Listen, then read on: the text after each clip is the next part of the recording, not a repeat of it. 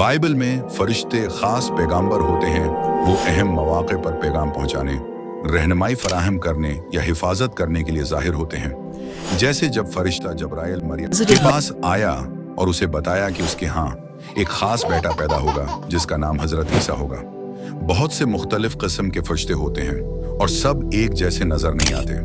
कुछ फरिश्ते आम इंसानों की तरह दिखाई देते हैं, जैसे जब फरिश्ते इब्राहिम के पास आए और उसे उसके मुस्तकबल के बेटे हजरत इसहाक अलैहि इस्लाम की खुशखबरी दी, या जब दो फरिश्ते सदूम शहर में लूत की मदद के लिए आए।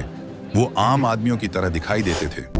लोग उनसे बात करते थे बगैर इस बात का फौरन अंदाजा लगाए कि वो होंगे दरहकीकत फरिश्ते हैं। लेकिन कुछ फरिश्ते गैर मामूली और आम इंसानों से बिल्कुल मुख्तलिफ नजर आते हैं। जैसे दानियाल के ख्वाब में जहां उसने एक फरिश्ते को देखा जो एक आदमी की तरह था, लेकिन उसने कोतानी लिबास पहन रखा था और उसकी कमर पर खालिस सोने का पुटका था। उसका जिस्म कीमती पत्थर की मानंद था, उसका चेहरा बजली की मानंद चमकता था, उसकी आंखें जलती हुई मुशालों जैसी थी और उसके बाजू और टांगें चमकते हुए पालिश शुदा कांसी की तरह थीं।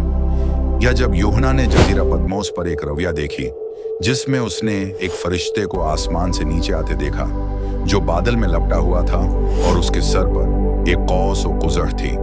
उसका चेहरा सूरज की तरह रोशन है था और उसकी टांगें आग के स्तूनों की मानंद थी। ये फरिश्ता इतना चमकदार और ताकतूर था कि यूहन्ना बेमुश्किल उसकी चमकदार रोशनी की तरफ देख सकता था।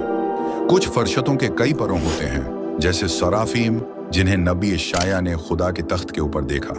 उनके चपरते दौर से वो अपने चेहरे को ढांपे हुए थे, दौर से वो अपने पांव ढांपे हुए थे और दो परों से वो उड़ रहे थे।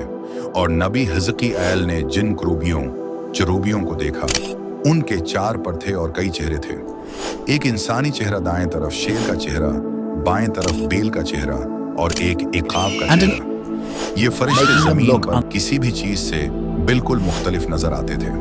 अगरचा ये फरिश्ते कुछ खौफनाक लग सकते हैं, लेकिन वो अक्सर अपना पैगाम इन अल्फाज से शुरू करते हैं।